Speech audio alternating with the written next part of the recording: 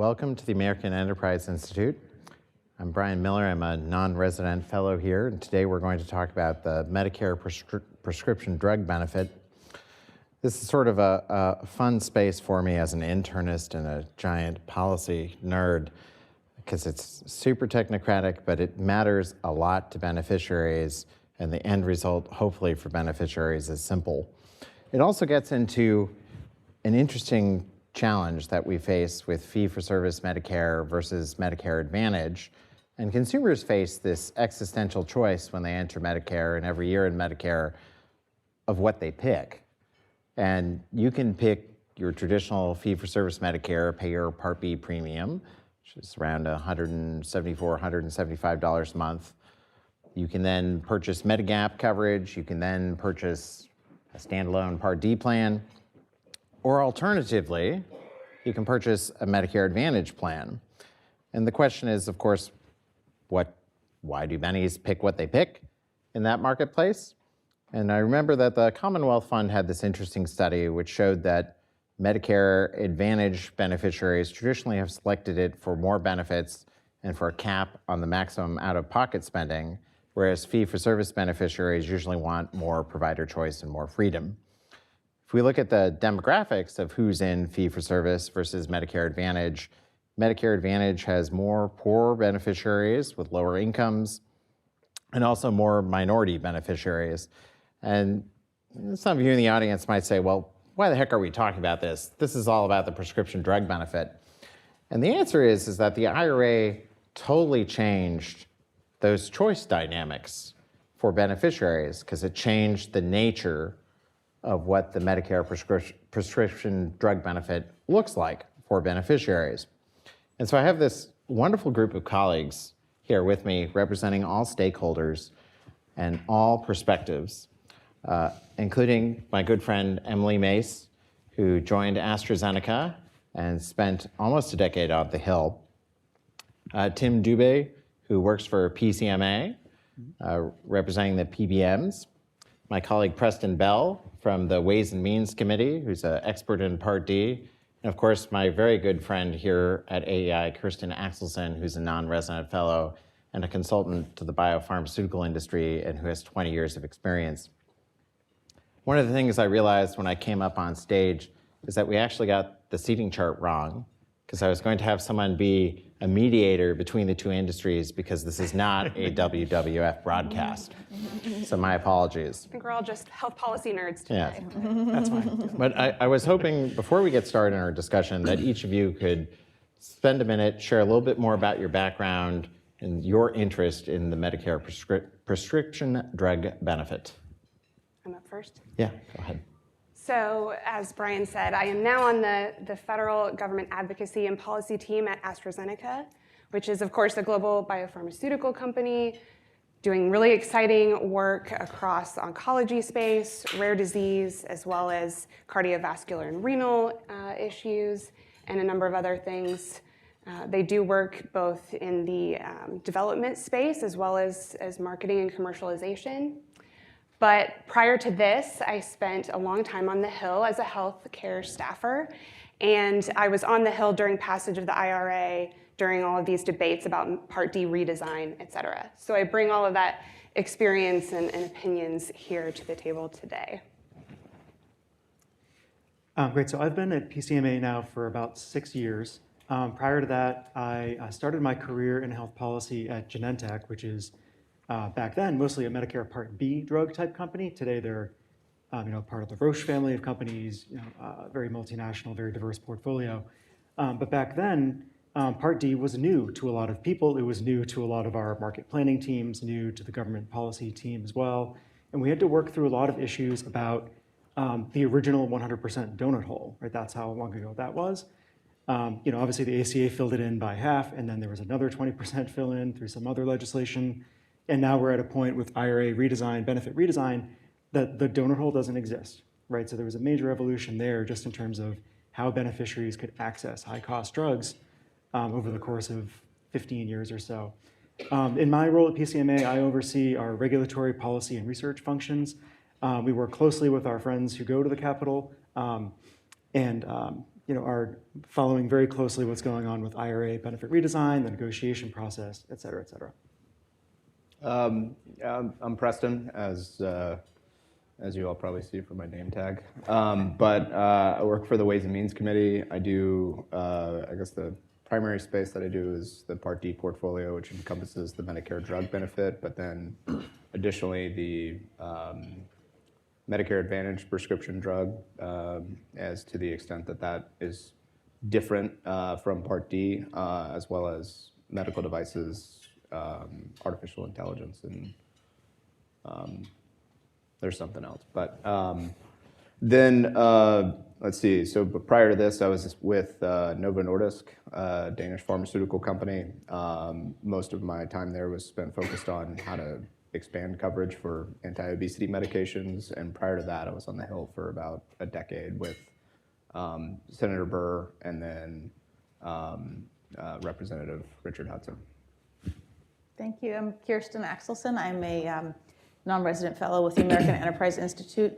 As Brian mentioned, I started in the biopharmaceutical industry and worked for nearly 20 years at Pfizer, doing roles ranging from market access to policy to business development to strategy. I've worked in all the major regions of the world. I have been present at a number of discussions where decisions were made to not launch in a certain country because of their pricing or intellectual property regimes, to not pursue a certain indication because the reimbursement was terrible in Medicaid. And so I do know that the kinds of decisions that are made by governments affect investment in clinical development and affect access. And so I'm excited about having this conversation today because, as Brian mentioned, the Inflation Reduction Act, most of us think it primarily affects drugs, but it is going to have larger implications for Medicare Advantage, which is now the part of the Medicare drug benefit where more than half of beneficiaries are enrolled in. And I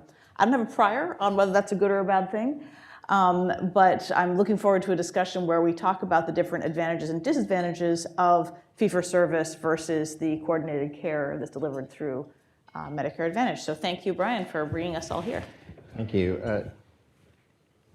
Oh, I'm a consultant as well. I always want to make sure I disclose that to biopharmaceutical. Did I already say that? Brian said that for me. Okay. I did. Okay, thank you. Sorry. So, Tim, I wanted to ask you a question. So I remember many years ago when I first learned about Part D and I heard about the donut hole, my first thought naturally was food. Obviously, I realized very quickly that this was a part of the benefit design and a very stupid part of the benefit design, but it was for beneficiaries, but put in for good budgetary reasons. The IRA eliminated that donut hole, created a single Part D out-of-pocket spending cap, which is helpful to beneficiaries, makes the benefit clearer. Yet at the same time, there was some engineering on the back end, right, where physical liability was transferred to Part D plans.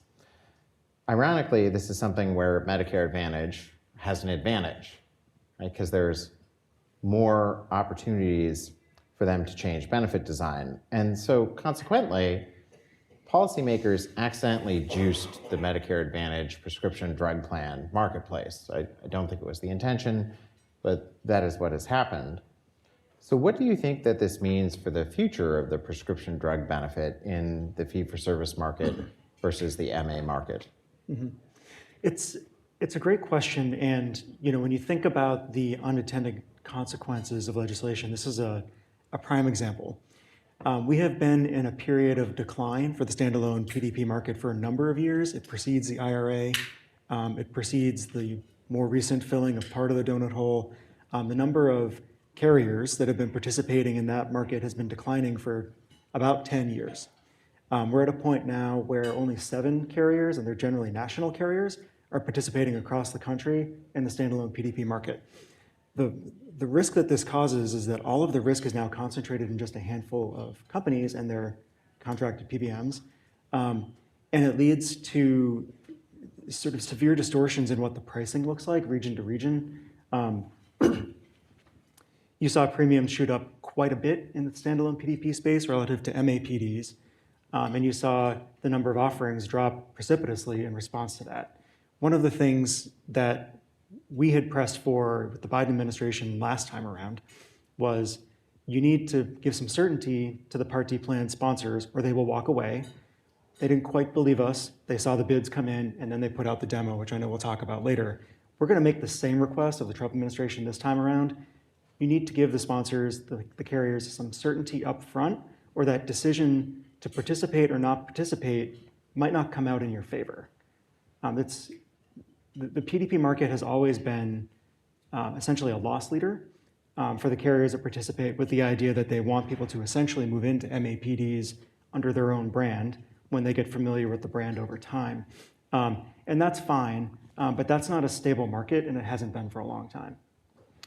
So, Kirsten, thinking about the standalone PDP market, one of the things that my physician colleagues get upset a lot about is prior authorization. And I unfortunately like to joke, and it's true, that I have been subject to prior authorization both as a patient and as a physician.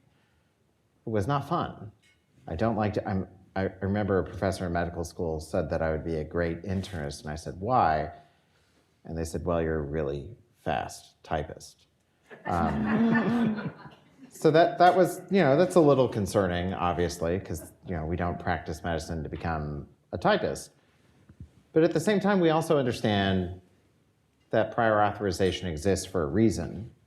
And so how do we handle that tension of prior authorization as a tool, but the push to either change or eliminate prior authorization, which could potentially drive up costs for standalone PDP plans?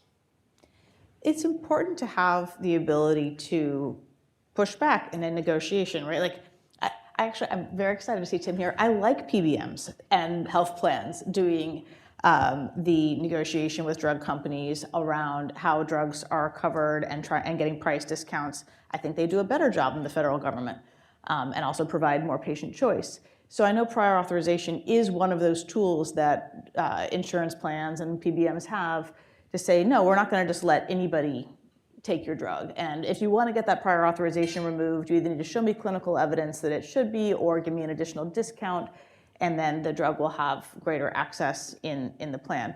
And prior authorization, as you know, is not just for drugs, it's also for procedures and other things that Brian has to fill out.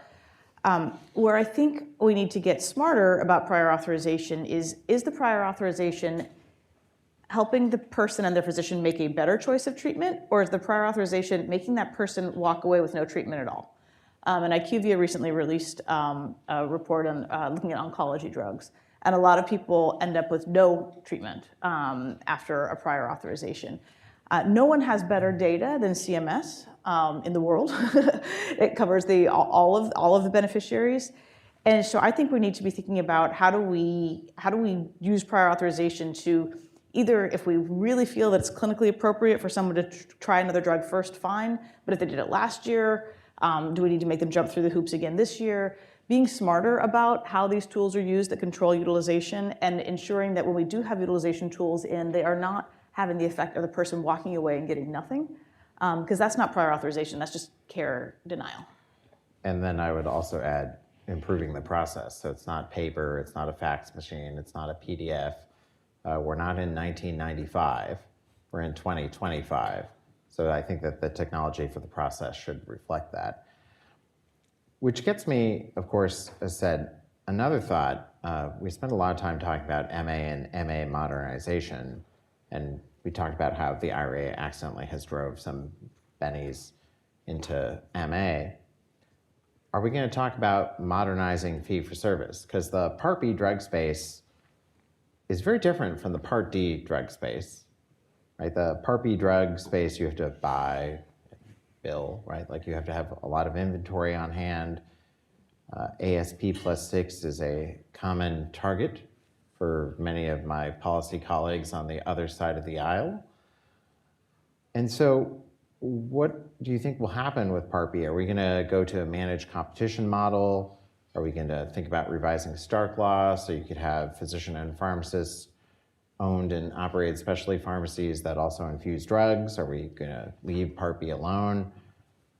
Preston, Emily, very interested in your thoughts if you think the IRA will then force us to look at fee-for-service also.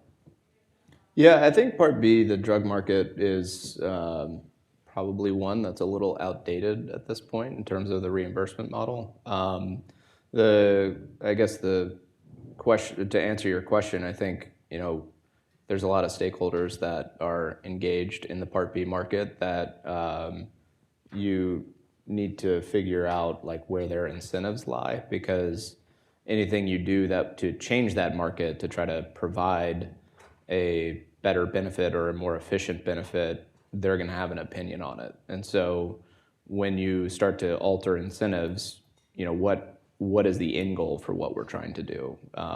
There's the efficiency of administration, but then there's also the fiscal impact. And I think we hear a lot from doctors about the impediments of Stark Law and how that can be a major impediment to them delivering the best care to their patients. But when that law was written, healthcare didn't look the same as it does today.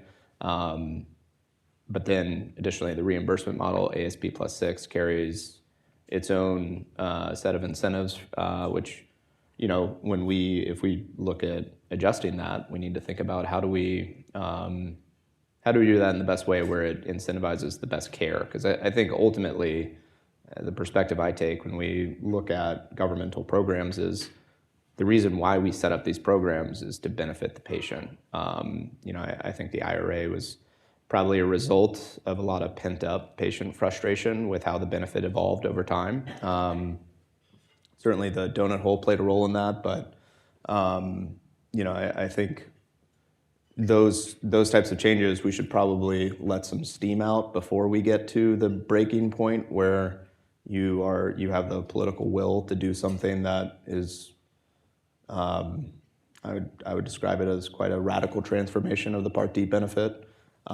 Certainly some side effects we'll see from that. I don't know if all of them will be positive, because I do worry about some of the downstream effects. Can I comment on Yeah, this? yeah. I just want to pick up on that comment that you made about political will. It's tough to do anything in the Medicare space politically. And so you have to have really solid policy arguments, and you have to do a lot of education to members and senators if they're going to take a vote on something like that. And so it takes time, and it takes a lot of thoughtful stakeholder engagement, et cetera. So, Part B benefit is, of course, important for private practice and important for a viable, competitive outpatient market. So that's another thing to think about. Back to Part D, standalone PDP plans are really important if you want to be in fee-for-service. Right? If you don't have a standalone Part D plan, or you don't have enough choice, or the price is really high, you pay your Part B premium, you pay your Part D premium, and you pay Medigap, and that's increasingly becoming unaffordable. Yet we also know that Medicare Advantage doesn't work as well in rural markets. Right? There aren't as many density of private practice clinicians, health systems, hospitals. There's just not as much choice. It's harder for that sort of economic model to work, and in that sense, fee-for-service is actually really important in rural settings. So I guess the question for any of you is, what do you think that we should do to support standalone PDP plans and fee-for-service in a rural market? It's not an easy question. I mean, I'll start just by noting some of the peculiarities of what the PDP market looks like. There are, I think it's 26 or something like that, PDP regions. The state of California is a region. I don't know if any of you are from or have been to California, but outside of the big coastal counties, no one lives anywhere else in that state. It is extremely rural. And the populations that live in those extremely rural parts are very different from the urbanized parts of California. So when we look at the PDP market in California, it's teetering because you only have folks that don't have a better choice, that don't have the urban choices available to them, that are in that PDP market. And with socioeconomic factors, other social determinants of health, working conditions, whatever else might be going on, they are very high risk, very expensive, and so the premiums shoot straight up within those segments. So you're not getting Angelinos into these plans. You're getting folks in Eastern Empire type counties, and it's just not stable for a statewide plan. It's just not a reasonable market for them to get into. They're not getting any of the lives they really want. They're getting the ones that can't get into MA plans. So maybe the regions could be reformed. Maybe you could think about MA as run at a county level instead. Maybe you could think about some of those reforms. Those plans would get very, very small and introduce a different kind of risk problem, right? Then you get into sort of the business of insurance and the way that all sort of falls out. But there have to be some tweaks that sort of break up some of these large catchment areas as one reform that would be necessary. I'm curious, you and Emily both have spent a lot of time thinking about specialty drugs. And I guess my question is, do you think that the annual premium setting for the PDP market and the MAPD market, do you think that the annual premium setting and the risk adjustment model is adequate for a lot of specialty drugs that might transform care? And I'm thinking whether it's hepatitis C drugs, right? Because I remember I'm old enough that I went to medical school a while ago, scary thought. And hepatitis C, I was taught in medical school, was about a third would develop cirrhosis or liver failure, and then you'd be hospitalized and you'd get interferons and it may or may not work, and people would sort of cycle in and out of the hospital. Yet we have new products that transform that into not just a treatable disease, but actually a curable disease. And if we go back in time, the same thing happened with HIV. It was functionally a death sentence, and now through very cool pharmaceutical products, it's a chronic disease like hypertension or diabetes. And I think that the policy community and also the insurance industry struggles to think about that transformation, about how a simple pharmaceutical product can transform not just care delivery, but also cost. Do you think that the current risk adjustment methodology and the annual premium exercise reflect that? Well, not being involved directly in this risk assessment, I do want to say that I hear you commenting on the really exciting science that's coming out and all these new specialty drugs that are changing lives. And as you mentioned, the hepatitis C example, I think that's the prime example that a lot of people think about. And what that means practically for patients is that down the line, they are experiencing fewer hospitalizations, they are experiencing a better quality of life, and hopefully the cost to the healthcare system is being reduced for this patient, in addition to them obviously having a better life for themselves. And so we all strive toward that. I would hope that an insurance company or those who are assessing risk are kind of seeing that as an investment, right? Both in the patient and in the health system, in making sure that they are providing access to drugs that are going to transform the life of a patient. You perhaps can speak to this better than I can, but the challenge has always been that insurance companies don't know how long they're going to cover a life, and so they're looking at the short-term return on their investment, and they don't know that they're going to see that the value in these things in the same way that they might if they were going to be covering the patient for a more extended period of time. I mean, just briefly, so the Medicare market, consumers, beneficiaries are much stickier to plans. And so that does factor in, and then all of the ways that quality and performance are measured within the Part D market and the MA market do trend toward the idea of get people the drugs they need to improve their health outcomes over time. Right, your panel in a given plan probably stays pretty consistent over the years. There's not that much fluctuation in and out. So it's built into the way that CMS measures plans. It's built into the star ratings. So it's not as dire as it might sound, but it's certainly not like commercial where you're in and out of plans every 18 months. Can I weigh in on this, Brian, as well? Yeah. Because I'm going to give a definitive, it's not working, because every time there is a breakthrough, it's a crisis. It's a political crisis, it's the premiums grow up, and that's not the way science should be, right? Well, we have a near cure for hepatitis, terrible. Well, no, great. I mean, if we had, and also, we don't know what the cost savings are going to be, right? We're having this big debate right now about access to obesity medicines. We have a lot of evidence that obesity costs the system a lot of money. We've never had drugs this effective. We don't know how much is going to be saved and over what time period. If tomorrow we had 3 different new drugs that were really effective against Alzheimer's or Parkinson's disease, we know that would be good for society. We don't know how much it would save. And also the premiums would spike that year, and that would be seen as a crisis. So I'm going to say definitively, there are not the mechanisms in place that align with the science. The way drug development works is we figure out some mechanism, and then you get a bunch of new treatments as a result. And that right now is seen as a cost spike, which it is a cost spike, but it's also a huge step forward in our ability to treat health. And it's also just the way science is going to advance. So we need to figure out how to manage these periods of time when we get a lot of new drugs developed all at once that are transformative, that we don't yet know what the downstream cost savings are going to be from them. So this actually gets to an interesting point. There's a tiny little space in the Medicare Advantage market called the CSNPs, right, or the chronic disease special needs plans, which are targeted at specific diseases. It's sort of a marketplace that's been ignored by probably the entire policy community and by CMS a little bit too, frankly. Do any of you think that the IRA changing sort of the back end design of the Part D benefit and the financing, do you think that potentially creates a space where plans and pharma companies could work together to change the formulary and sort of consumer cost sharing and other components for specialty pharmacy drugs targeted at specific diseases?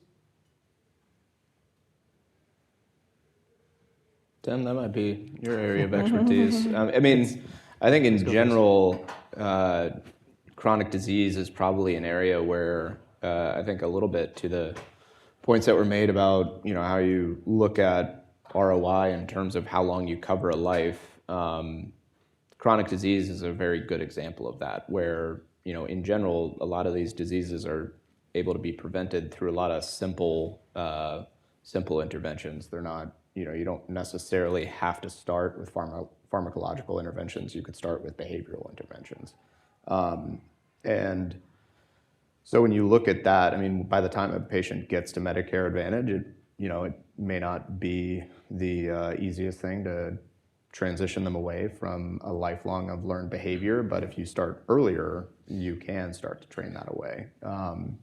And I think in general, to Emily's point, a lot of insurance does not see a 10-year investment in a patient as I mean, I don't want to speak for insurance companies in that they don't see it valuable to invest in their patients, more that they don't know that they're going to cover somebody for 10 years. So they may not see the ROI if they make that upfront investment. And I think that goes a little bit to your point about when new treatments come out. Like if you knew from age 21 that you covered somebody with hepatitis C and you were going to cover them for 30 years, well then, yeah, that upfront investment in treating their hepatitis C and curing it makes a ton of sense.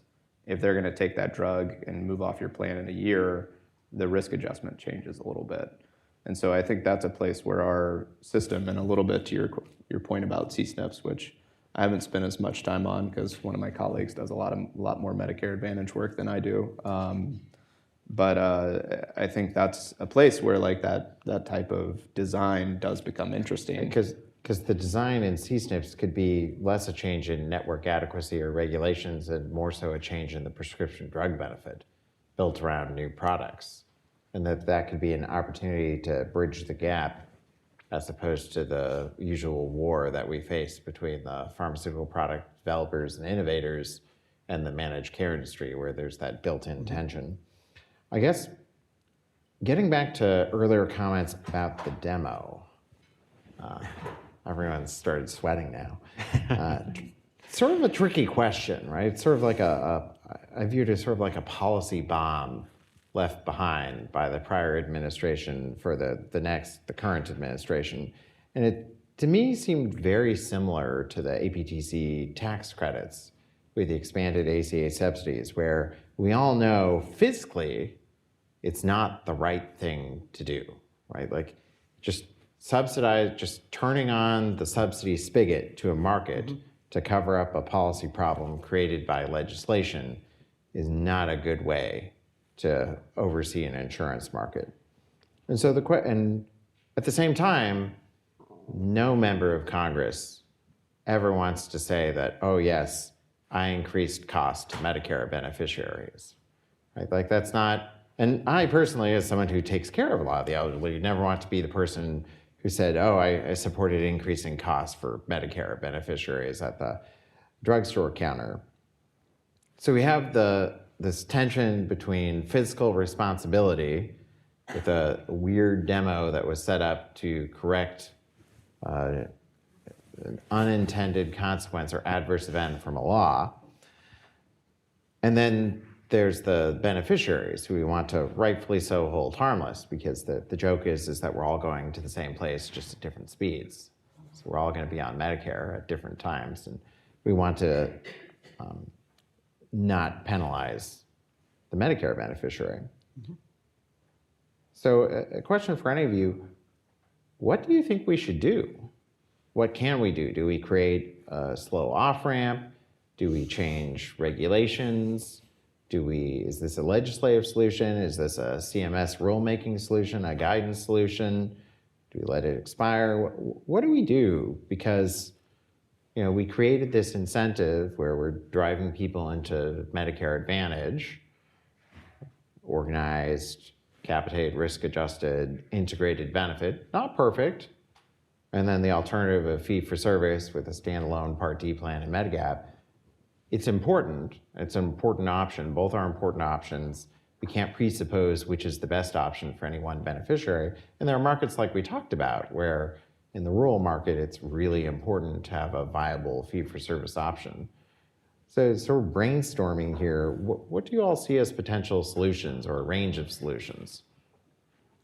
Well, I think, again, a lot of this will come down to, like I said, political will. As you noted, it's not very popular to tell seniors, hey, look, this is the right fiscal decision for the rest of the country, but not you individually. At a certain point, you are talking about folks with fixed income, so that can be a difficult place for them. But I think one thing that is evident from the Part D redesign, I think there were a few different iterations of that, but the one that eventually became law was a very generous benefit in the sense that seniors now, for the most part, are only exposed to $166 a month in terms of what their cost sharing is. Depending on the complexity of what you're treating, that can be a very generous benefit. And so previously, the Part D benefit had stable premiums, but there was additionally still a lot of out-of-pocket exposure. That conversation shifts immediately with this. So, in a certain sense, if we had allowed that premium spike to go through, I'm not arguing for the Part D demo program necessarily, because what it is treating, the IRA, is something that I don't really agree with in a lot of senses of the word. But it would have been a major shell shock there's premium increases, I think 180%, which would have been a major shell shock for a lot of seniors. And so, I do think as we kind of figure out the back end economics of this, plans will have to figure out what tolerance their patients have for, they're going to have to change the way they administer the benefit. The benefits may become tighter. Formularies may become more restricted. You may be formulary shopping in very specific drug categories to determine if the formulary covers what you want, and then that may be the plan that you stick with. But additionally, to your point about the push and pull between MAPD and PDPs,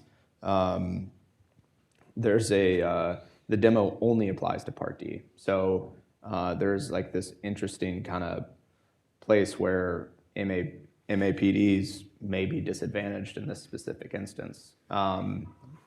And I don't think a lot of us really know how that will shake out. Like I said, I think a lot of it will be determined based on how plans are able to figure out how to administer this market now with this new liability. And so once we kind of have a better handle on that, I think policy solutions might start to appear. But I guess to tie this all together with the point I made at the beginning, that richer benefit does, like, I think it would probably, as a consumer, you wouldn't expect to get like an exponentially richer benefit for the same roughly $32 a month premium, right? At a certain point, the premium does become kind of your expense. And so that may be a way to think about it and a way to message what we end up doing. But yeah, I think right now it's very early to tell how this will all figure out because plans are adjusting to a very quick change to a program that's been around for about 20 years. Could I follow on to that on the premiums? When and just this point, you know, we really focus on premium growth in part because the federal subsidy costs the federal government a lot of money if the premiums go up. But when you hear seniors talk about their concerns, it's not that the $32 a month they pay going up to $64. It's that I went to pick up my cancer drug and it was a $5,000 copay, or I went to pick up my cancer drug and they wouldn't let me have it. So I really think we need to have these policy discussions, and you're right, they couldn't have gone up 100% without there being backlash, but the premiums need to go up for the drug benefit. There are vastly different drugs available now than there were 10 years ago. And those drugs have more benefit and cost more than they did 10 years ago or 20 years ago. And we're gonna have to figure out a way to have more tolerance for the premium increase if we want to live in a world where drug insurance really is drug insurance. Right? If we're okay with a world where so long as you're well, you're fine, but if you get really sick, your drug may or may not be covered, then premiums are going to be low. That's just the trade-off. Higher premiums mean more coverage. I think there's probably more tolerance there for premiums to go up, provided that you also get good coverage in exchange. Yeah, and just go ahead. Oh, just to follow on a couple things, right? And so Preston was describing the 180% basic bid increase year over year. The bid process for 2025, yeah, 2025, I get my years confused, was essentially a game of chicken, right? You had a situation where PDP sponsors had to decide whether to stay in and then guess, in the absence of knowing that a demo would exist, how many of their enrollees would go somewhere else, most likely MAPD, and then price their plans based on the folks they thought were going to be stuck in their plan after all that fell through. A less expensive way to have done this would have been to give some certainty to the PDP sponsors before bids were due about, we won't let beneficiaries see a premium increase over X, right? Even if they had used the same numbers that ended up in the demo, but told us that in April, you would have had more carriers in the market and lower premiums and less of a cost to the demo. Because the certainty, the risk is what gets priced into the bids. These are insurance companies, after all. They are counting beans. It is their job. And they were sure that they were losing a lot of beans, and they had to make the money from the rest of the beans. So if you give the market certainty, prices come down. And that's something that needs to sort of carry through. That doesn't mean the demo is the right solution. It doesn't mean that the same dollar amounts are needed for 2026. But what was in the Biden administration's draft advance notice was not enough certainty. The final notice needs certainty, the one that comes out in April. Otherwise, we're in the same situation where those 7 carriers, maybe 5, who knows? And then you start to get into some real wobbly markets. And perhaps with more certainty, you might even see more folks willing to engage and more competition in the market. Yes, some may come back, Yeah. which would be ideal, right? You need more sponsors to make this work. Except if you didn't sign up for the demo, you can't jump into it. You had to be in Part D, and then you had to be in the demo within a week of it being announced in order Right. to qualify for it in the ongoing 3-year period that it's currently being offered. Yeah, I tend to think that electioneering tends to make poor health policy decisions for the long term for beneficiaries. We were talking about bean counting, and there was some serious bean counting that didn't happen with the demo, and also with the IRA, frankly, actually. And our bean counters down the street at the Congressional Budget Office, it seems like, just looking at it, struggle with health policy math and economics, whether it's ACA enrollment or cost, whether it's the original Part D program cost, which they had as I recall, a 10-year look back with a enumeration of reasons as to why they got it wrong. It also seems like the larger than expected bid amounts, which if I recall, I think you said 180%, which is a lot. Like I think we can all agree that that is objectively a big number, or a huge number actually. And I know that if I put that in on my math homework in middle school, I probably would have failed. Yet our budgetary math, we seem okay with that. And I recall reading that the CBO expected a huge, now additional growth in plan costs, increasing federal spending in 2025. So I believe it was a 16 percentage point change in federal spending, if my notes serve me correctly. So what factors do you all think drove that? And do you think that we're doing a good job counting the beans in Part D redesign?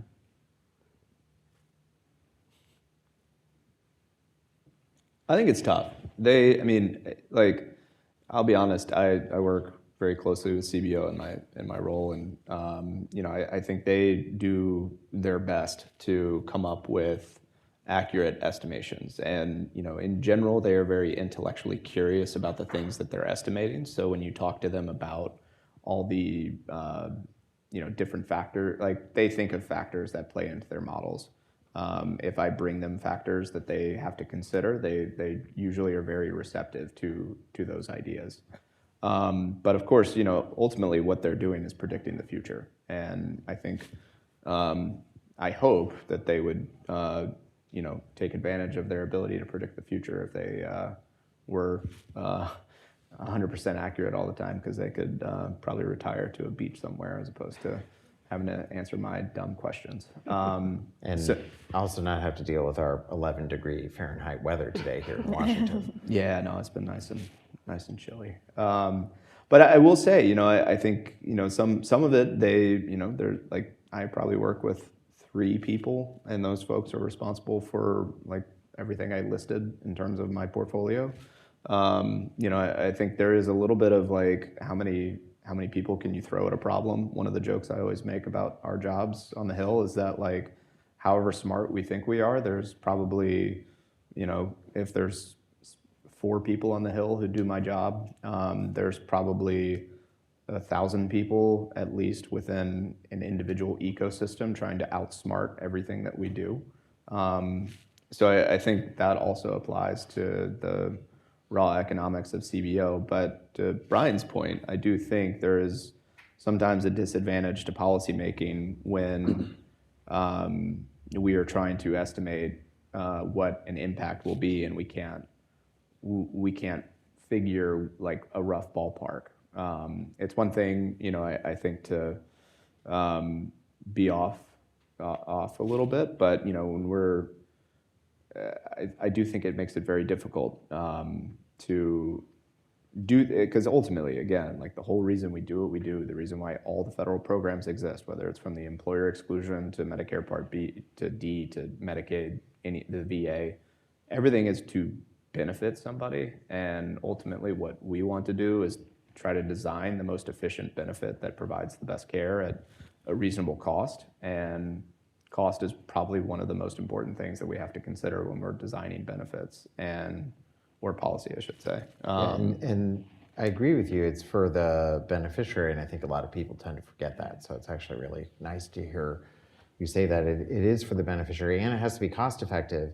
And if we get the math wrong, and we get the math consistently wrong, there are impacts, right? We either have to change revenue or the benefit design changes, whether it's a change in turning up the utilization review dial, whether it's a change in network adequacy or the execution of network adequacy and network construction, whether it's a change in formulary tiering.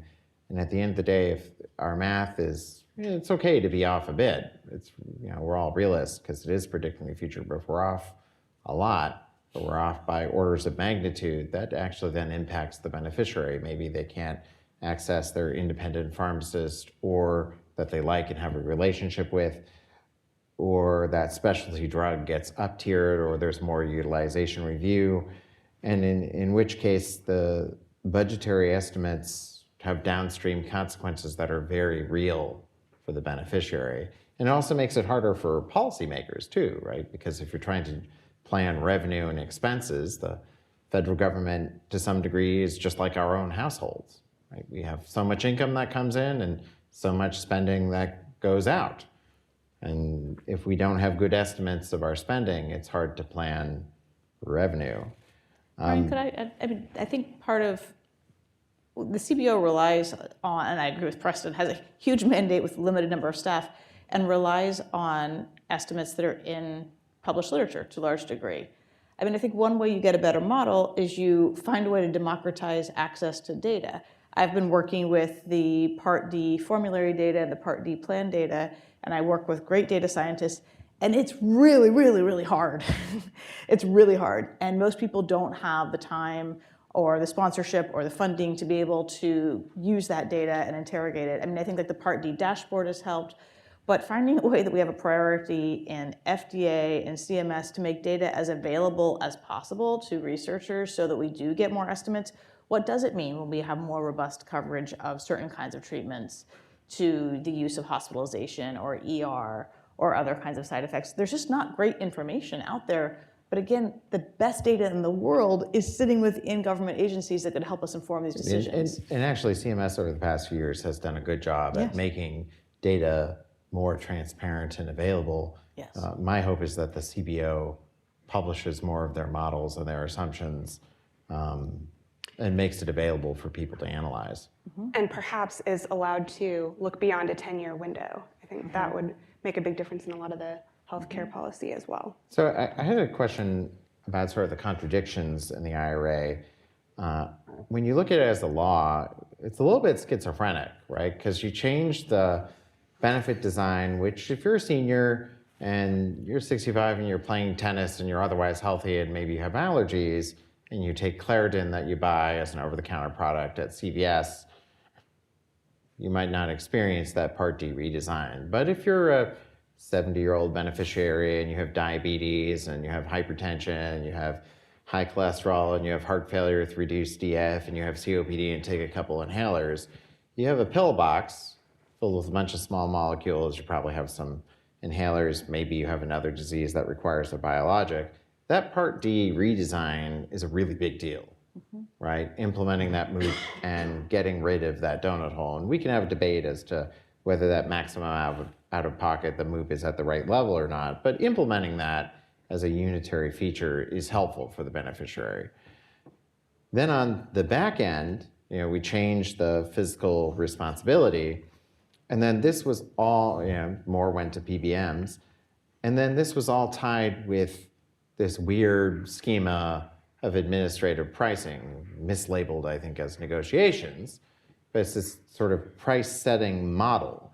So it sent this weird message to product developers, right? Small companies trying to develop products, or even big companies trying to develop products or buy other products and continue their development.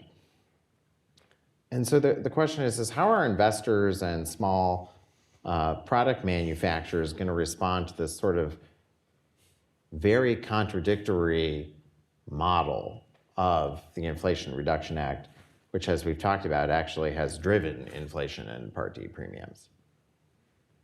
To make it a go? Go for it. I mean, as I've said before, I don't agree with government setting the price. It might have made sense if the government was targeting the stupidest drugs, the most wasteful drugs, the drugs with the least rebates. But in fact, we have selected the drugs that have some of the biggest discounts already, and we're basically replacing, for many of them, privately negotiated discounts with government price setting. And this is something I said in my testimony earlier this year. You could exempt the drugs where there's already a significant amount of discounting happening, and say the private market is already taking care of those. We're going to focus on others. You could make this a much less complicated system. We don't need to have tons of data and back and forth if we think the government should set the price after a certain amount of time. And I would say that should be aligned for both small and large molecules. So if you fundamentally believe that administrative price setting is important, I think there are ways we could keep that and make it less distorting and figure out ways to make the private market work better to be a governor on prices. Do you want to go? I was just going to say, right, here's your headline. The PBMs and the drug companies agree they picked the wrong kinds of drugs, right? Like our members did a really great job on Eliquis versus Xarelto for the last X years. And you're talking about premium spikes, like you're losing all of the negotiated discounts that the private market has secured on those. The loss of those discounts will pump the premiums right back up again because of the drugs they chose.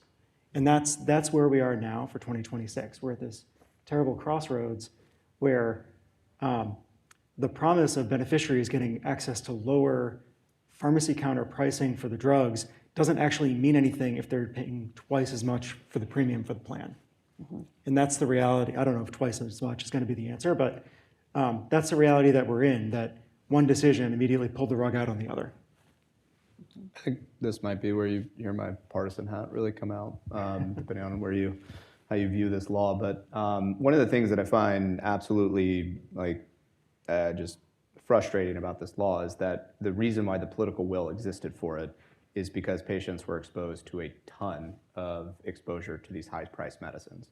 The two systems that we had, like the patient-facing mechanism and the business-to-business mechanism, didn't really align with the benefit that we wanted to have for patients. So patients were exposed to what cost sharing off of a list price that was irrelevant to the actual cost of the medicine. So when you did the Part D redesign, you effectively removed all of the patient exposure. Now you transfer that exposure to the plan, and that is great because in a lot of ways, I think regardless of which iteration of Part D redesign you look at, that transfer did exist. And that will have downstream effects, right? Like we don't know exactly how plans will react to that. They are very smart. As I said earlier, there's probably like 4 to 6 people who do specifically what I do on the Hill, and I would be surprised if one of PCMA's members had just that many people on one team of their legal squad figuring out one iteration of the IRA, let alone the entire law. But so to when you add on the price fixing on top of that, to Tim's point, what you do is you take away the benefit of that rebate design to where that previously the rebate went towards paying the premium. It created this exposure to the patient, but removing that, when you remove the rebate, now the IRA states that you have to have that drug on formulary, but it doesn't say where you have to have it on formulary. So with that company no longer basically offering a rebate, the plan, in my mind, will probably move that drug to a lower tier, prefer their branded competitor, and so therefore you actually have less choice available within the Part D market. Additionally, the one thing about the IRA, which I think Democrats would say we need to fix, I would say is absolutely not the place to fix it, is it doesn't do anything for the commercial market. So this exposure still exists within the system. You're not fixing that underlying rebate system that creates that patient exposure. So in the commercial market, this still happens, right? All you're doing is just removing a drug. Now in the long term, we'll probably capture a lot of expensive medications through this negotiation program, which ultimately we will have to see how that all shakes out. I think it is pretty frustrating to think that we're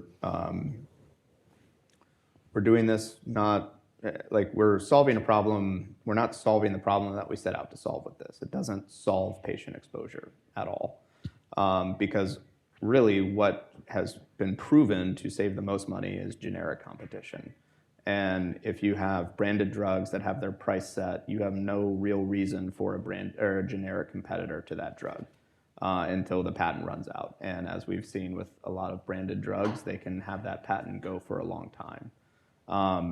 So once you have what would have been a better incentive as opposed to the government setting the price would have been to have basically a governmental backstop to encouraging generic competition. And if that had been allowed to play itself out, you probably would have had the double benefit of the Part D benefit redesign where you're reducing patient exposure, you remove that political problem, but then on the back end, you also have this opportunity for increased generic competition, which will continue to drive down drug costs, which drug costs in general are pretty stable over the last 5 to 10 years, but in terms of like overall growth. But I think again, you do want to, we need to think about like what are we actually trying to achieve when we make these policies. Policies created in a vacuum or policies created solely on a political ideal are usually not well-founded and don't usually serve the patient or the end-all goal of the program. I think you probably just heard my soliloquy on why I'm very frustrated with that law, but it's obviously all very complex, and there's a lot of downstream effects that we're not really seeing. But again, I think ultimately we are discouraging innovation at the cost of like a political ideal. And that doesn't make a ton of sense when you're talking about things like the diseases that we now need to treat that are very complex. And something that I think people tend to forget is on this stage, right, we all have shoes and watches and jewelry and microphones and iPhones and tables and chairs, and there's no price regulation for all of these products. Our car does not have price regulation. And in creating price regulation, administrative pricing, whatever we want to call it, in a market introduces inefficiencies and potential for loopholes and arbitrage. And so as you have administrative pricing, it will beget the need for more legislative interventions as it eventually breaks. And so what we've seen then in drug pricing is we've seen stacked legislative interventions to have various flavors of administrative pricing, price regulation to fix prior problems. And so I think that the IRA will probably not necessarily reduce many beneficiaries' drug costs from the price regulation perspective. The benefit design is obviously a good change for beneficiaries and will probably prompt people to suggest more administrative price regulation, which will create more problems.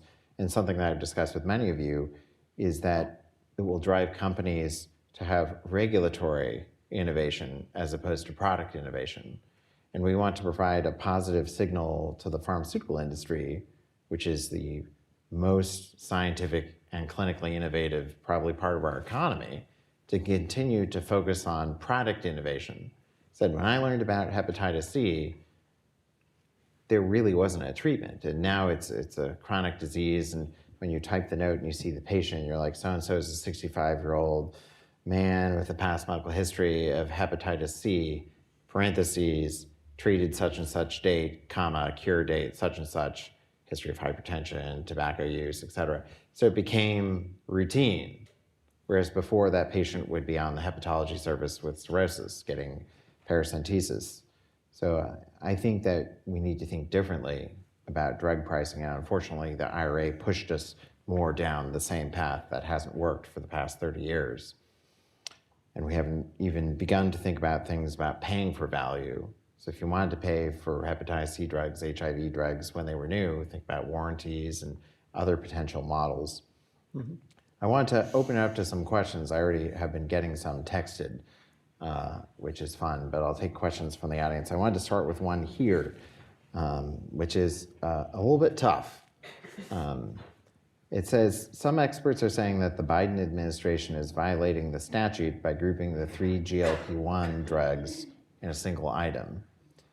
Do you think that the new administration will be able to delay and change the list of drugs in the second round of negotiations? And is there a possibility that the February 1st deadline can be extended?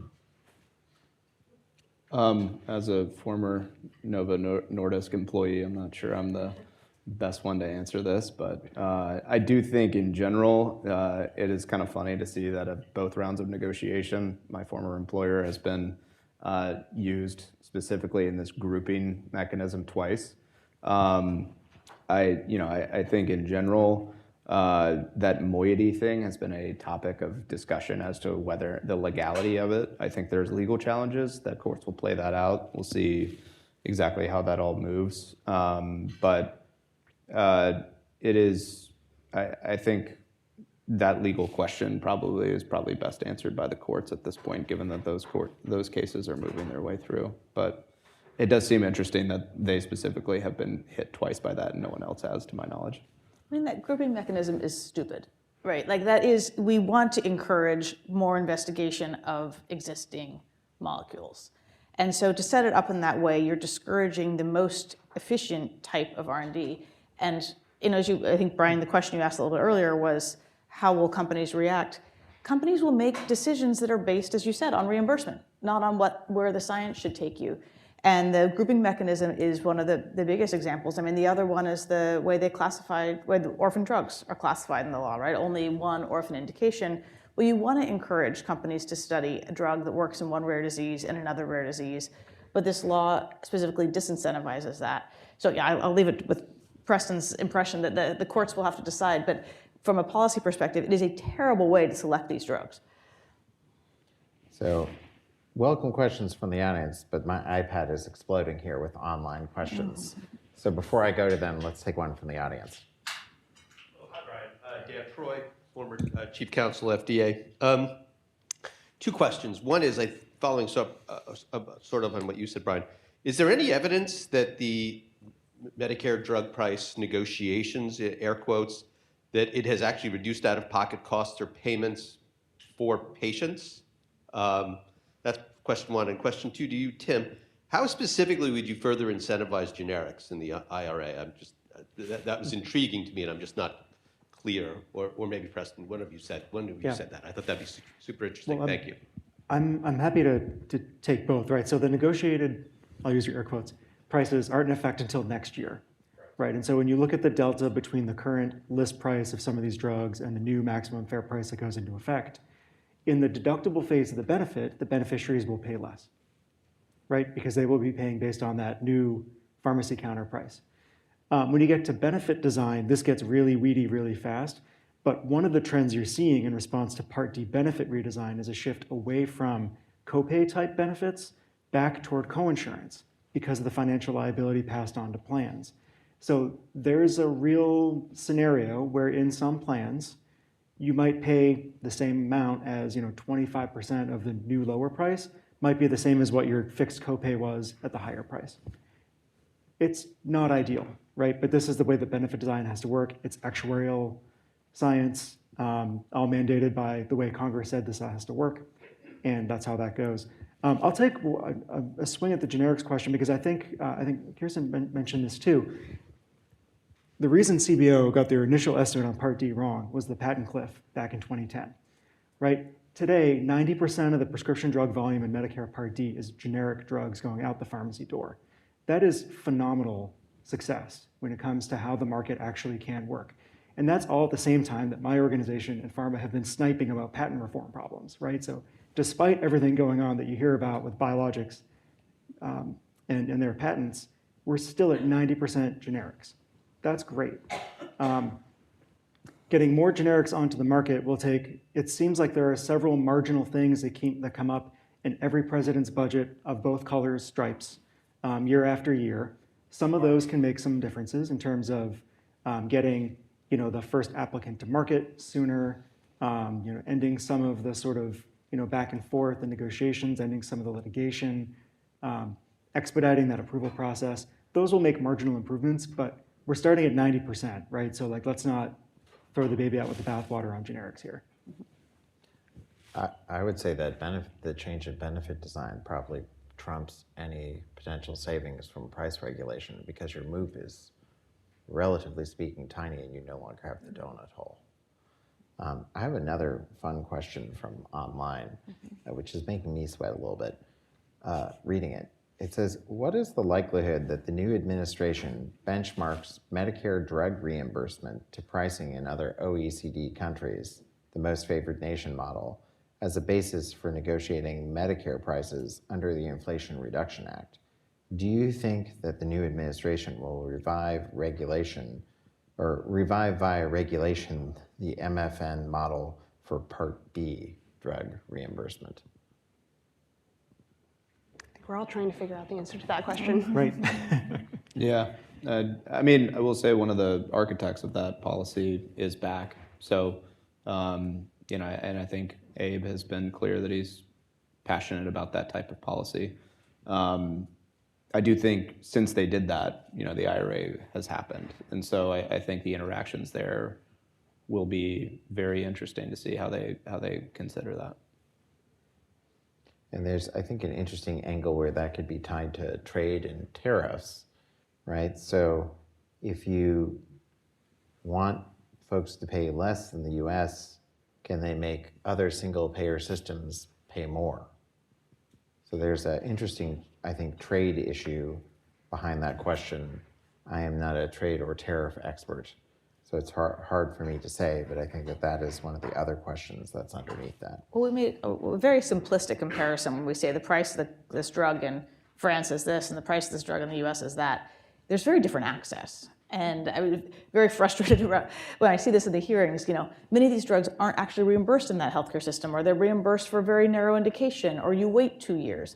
We pay more in this country and we get more access to drugs. You pay less in other countries and there's restricted access. If you want to have certain types of treatments, you have to see a specialist and you have to wait a certain amount of time. So it's not just a comparison of it's $400 less in that country versus our country. You can't get it as easily. I agree with you. I'd also say maybe the other countries should pay more too. I agree. I guess try enforcing that. Another question, which I think is really interesting, is it said, how do some of the healthcare companies have a role in changing the care for diabetes and in designing care for diabetes? And I would say integrating new products for treatment of the disease with care delivery interventions. So how do you integrate, so if you have a new product, how do you change care around that product? And can the pharmaceutical industry do that? And will the Medicare prescription drug benefit accommodate that? Well, I can talk a little bit about the GLP-1 experience, right? So each of the manufacturers in that space and the innovators, they have partnered with outside firms to essentially build in the behavioral change pieces that are a part of their labels when it comes to both the diabetes management and the weight loss management aspect of it. And you see from the plan side, similarly, most of our PBM members also have created wellness programs they're selling into employer clients. This is on that side, not the Medicare side, where if you want to cover these products, here's all these ancillary pieces that we think will improve the benefit of that treatment rather than the product alone. So there's a market out there for these pieces.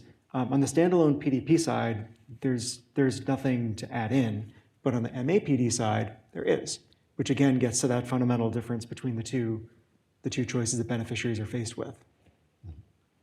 Other questions from the audience? Before I go to my list here. Another question that I had is, what do you think will happen with prior authorization in the Part D standalone benefit versus the MAPD benefit as a consequence of the IRA? So the price, I should say the premiums have gone up a lot for the standalone Part D benefit.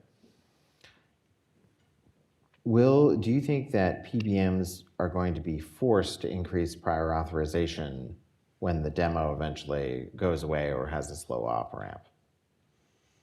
I think first it's important to note that things like any utilization management are always based on the clinical evidence supporting the use of a drug in a particular indication and way. Mm-hmm. There's never prior authorization for prior authorization's sake, right? It's generally not intended to be a cost tool first, right? The idea is this prescription comes through, the check is, do you actually have that disease? Or have you tried this other thing which is more cost effective first, right? That's generally the purpose of step therapy, prior authorization. Quantity limits is a little bit different based on more safety issues. Kirsten was describing this a little bit. Then the next layer of less utilization management is, where does the drug company want to come in and negotiate on that, right? So knowing where their drug ended up through the P&T process as that comes out.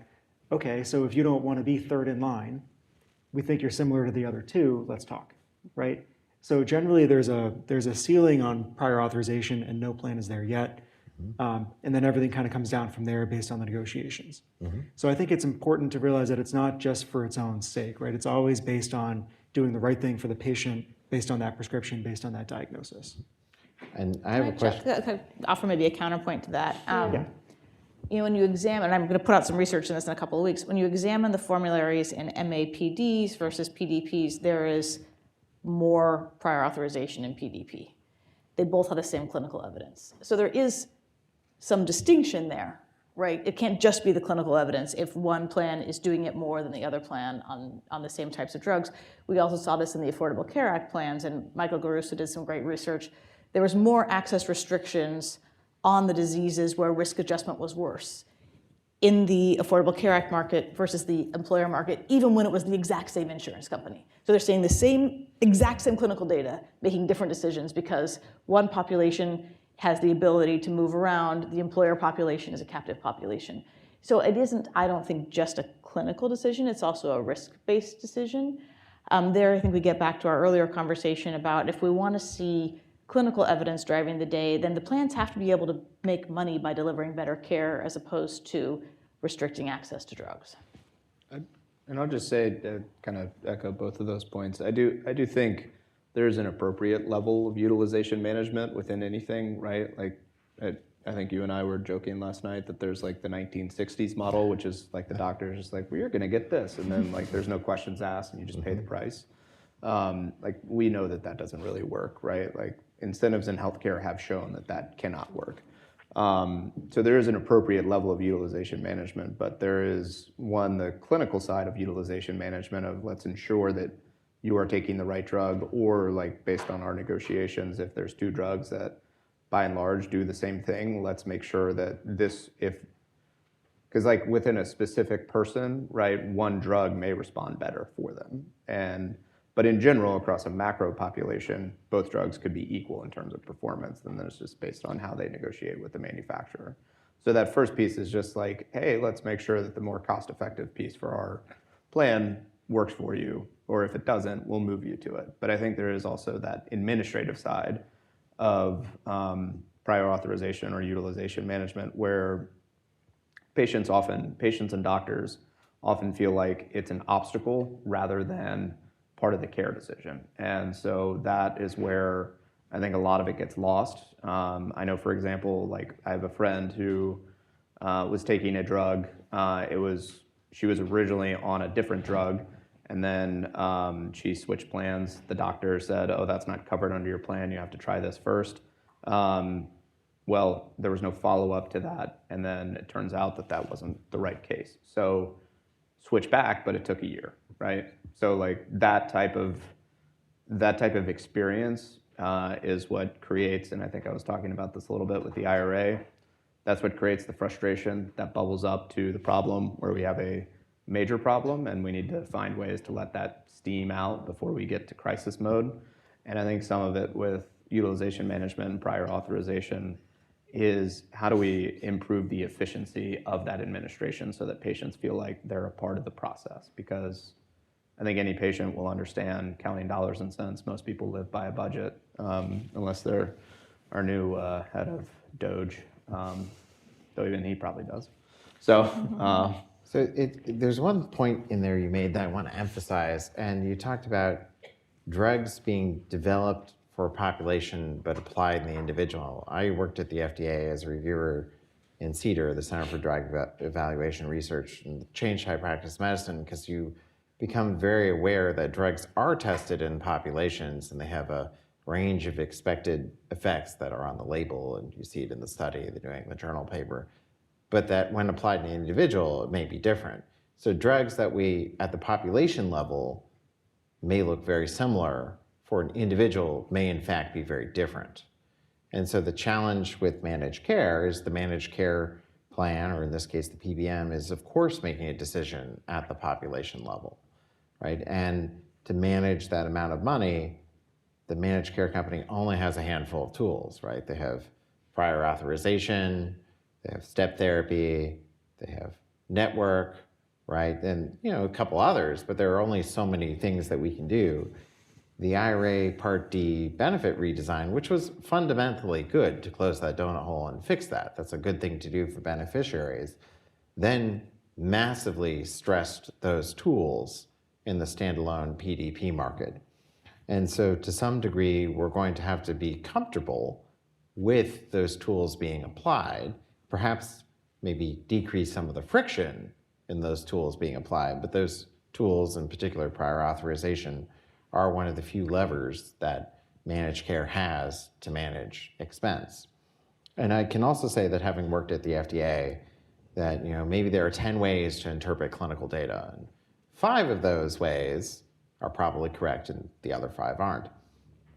And then all the people in the room can probably agree on 3 of them. And then 1 of them ends up on the label.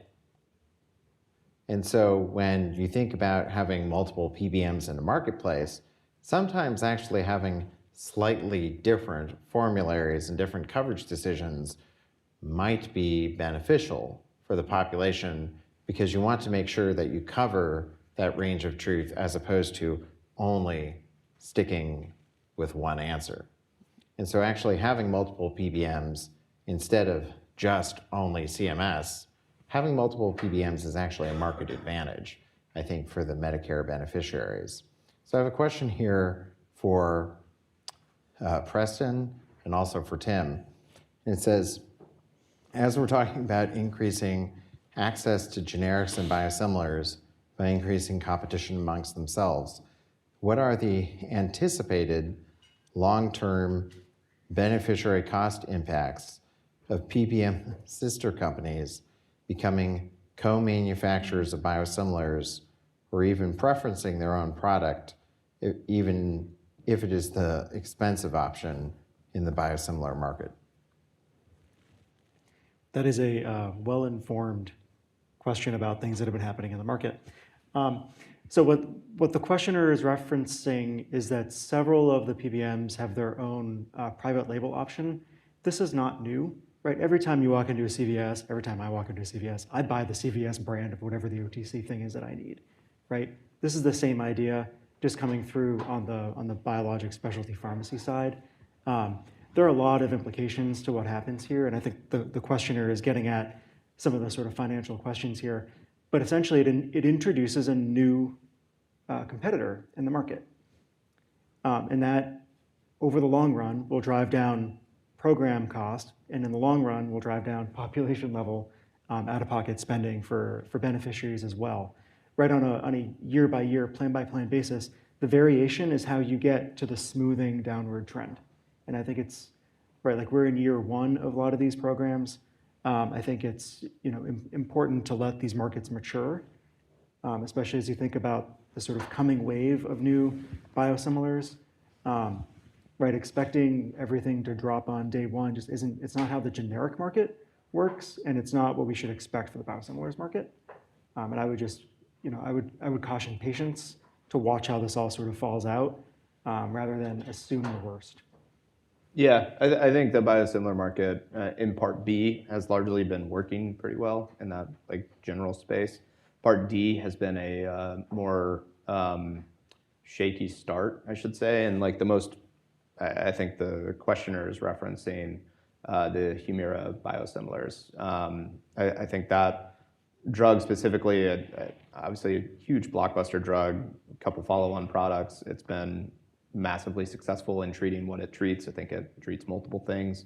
But the biosimilar market, I think there were about 9 companies that thought, hey, look, this is a gold rush. We're going to do this. And I think what ended up happening is they were competing with the branded manufacturer who did not want to lose their legacy patients. And the manufacturer was very competitive about it. But then you had within the insurers, they saw, well, actually there is a lot of opportunity here, and they partnered with folks to create their own biosimilars. Now, I think to Tim's point, it is very early on in this market to really for folks like myself to start considering like interventions, because we do probably want to see how this behavior shakes out, and kind of move from there. But it's a very interesting question, because you are talking about formulary competition, but even in the Part B market or Part A market, 9 manufacturers is a lot of presence for a generic or a biosimilar. We don't know specifically for biosimilars yet, but presumably it's a lot of presence. So mostly just wanted to say that I think it's early to tell, but I think it is ultimately a good thing that patients will have access to a cheaper version that does not have that list price delta, because that plays a big role in terms of the cost sharing that they will pay.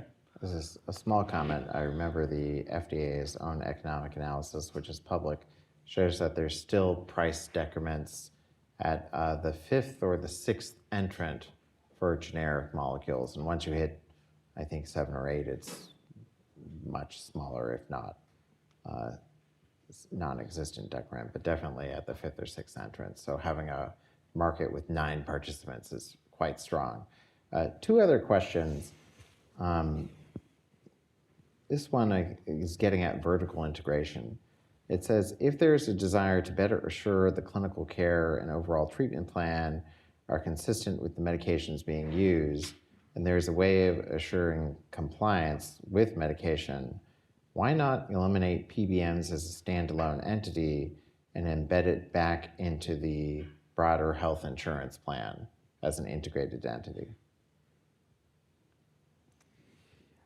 Okay, so this middle seat is the hot one. Yeah, So, exactly. And I have a response to this question too, actually, but you first. yeah, I mean, I'll briefly say, right, like, so we've been focusing mostly on the Medicare market here. When you think about Medicare, these are mostly the national carriers. Yes, they have an aligned PBM with them. When you break out of Medicare and you look back at the employer market, there's much more competition, and PBMs compete with each other for employer clients all along the way. So vertical integration is not the only model out there. I would just say that as a starting point. Within the largest of the MAPDs, and obviously in the PDP market, it's the way that it is because of the way the laws were written in terms of incentivizing that kind of first horizontal consolidation, that more lives is better bargaining power against the drug companies, and then the other kinds of integration and consolidation in order to do what the questionnaire is asking, right? If you can integrate the care better, you can do better on the star ratings. On the MA side, that's a lot of money if you get your stars up. On the PDP side, that drives enrollment. People choose plans based on stars. And the more integrated you can be in terms of connecting their point of care prescriber with an on-call clinical pharmacist or case manager, the better you'll do in terms of the ratings and the survey metrics. So there's the incentives in the system lead to where we are today. So I have a couple thoughts on this one. One is the questioner might not be aware that the FTC has approved PBM mergers for 30 years without so much of a hiccup. So there's a merger control and oversight issue that has resulted in horizontal consolidation. The vertical consolidation also has happened, although the questioner seems to be in favor of that. And the FTC and DOJ probably do need a new intellectual framework to look at payer providers, which I actually just selfishly co-authored a paper with the former head of the FTC hospital mergers division on that exact topic. I wouldn't say that eliminating PBMs is a practical answer or an answer that would even help beneficiaries. Part of this is historical. So if we look at the creation of the health insurance marketplace back in the 20s and 30s, and you go back to the creation of Blue Cross and Blue Shield, which were originally separate, one was for hospital care for a single hospital, and then eventually a multi-hospital network, and then payment for physician services. And you go back to 1940, 1950, we actually didn't really have many prescription drugs. Right? So when you originally created health insurance as a model, you maybe had 1 or 2 blood pressure drugs, statins didn't exist, heart failure wasn't really known as something that we could treat. You only had a couple of antibiotics, and cancer was treated with radiation, and there were a handful of chemotherapeutic agents. So you actually didn't really need prescription drug coverage. And prescription drug coverage came in the private Medicare market actually in the 80s. And if you go back and dust off some of the health finance literature from when most of us were either born or were toddlers here on this stage, something like, I think it was 4/5 of the private Medicare Advantage plans had prescription drug coverage, which then Congress added to as an option to the fee-for-service program, passing legislation, or the MMA, in 2003, executed several years later. So one of the reasons why PBMs have existed as a standalone benefit, or standalone company and a standalone benefit, has been that we actually didn't have any prescription drugs to cover, so it really wasn't an insurance issue. And in fact, as we've had more prescription drugs, and prescription drugs have become an important part of medical care, they have actually merged into the health insurance companies. So what the questioner has asked has actually happened to some degree, and the Medicare benefit has evolved.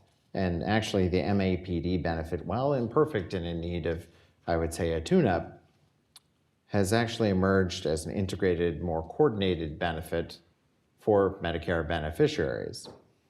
Because from a choice perspective, the beneficiary only has to pick their MAPD plan. They don't have to elect fee-for-service, then pick a standalone Part D plan, and then pick a Medigap plan. And with health literacy and health insurance literacy not being the greatest in our country, the MAPD integrated model offers a huge benefit for beneficiaries. I mean, I'm a health insurance expert, and I still get confused. One final question is about this upcoming legislative session, which said Congress, for all of its bipartisan work on reforming PBM business practices, has failed over the last few years to pass PBM legislation, maybe because of the concern about unintended consequences. What might make this year different, and what PBM business practice reforms have the most chance of becoming law? I would say, if any. I guess that's to me. Yeah, I think the reason why, I think there's plenty of political will there. That's what I've seen from our members on the House side. And I think part of why things have been not moved through yet is partially the, I mean, if you just look at the productivity of last Congress, it was probably one of the least productive Congresses in history. That's not the case in terms of like production of ideas or concepts that could move, more just in terms of what passed on the floor or passed both chambers. It was just frankly one of the lower productivity Congresses.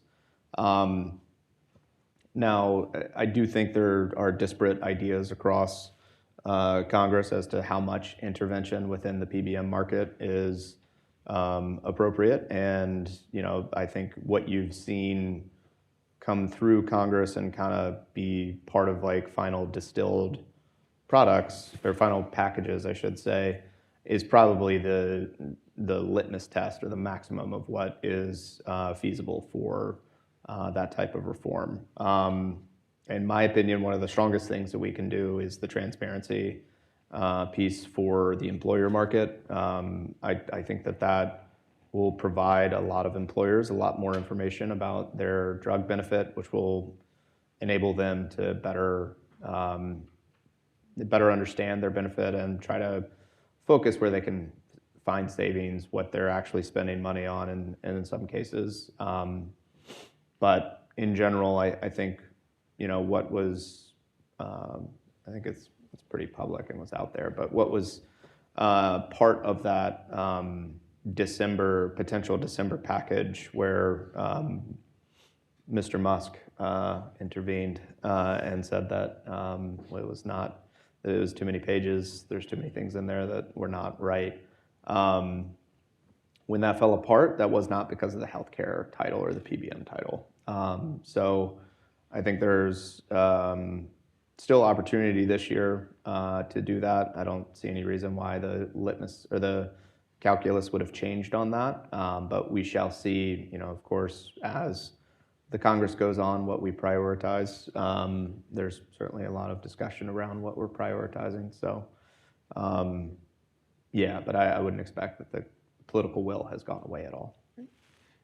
I would just add, I mean, you would know the outcomes and the likelihoods more than I would. We're the subjects, not the deciders on some of this stuff. But it's highly irregular, especially for a Republican-controlled House and Senate, to be deeply debating the idea of intervening in how businesses interact with each other. It is extremely not free market to intervene in these negotiations between arm's length negotiations between different private companies. And that's the challenge that we've seen within the industry, and the real shift that we've seen is that everyone seems to now think that it's okay for the government to intervene in these negotiations when it's not their business to intervene. And that's where we've been. That's where we remain. Yeah, no, I think that's fair. I do think Republicans have shifted a little bit in terms of where they are as a conference or as a party. And I think I do think some of these things come about because that pressure builds up and you've got to let that steam out.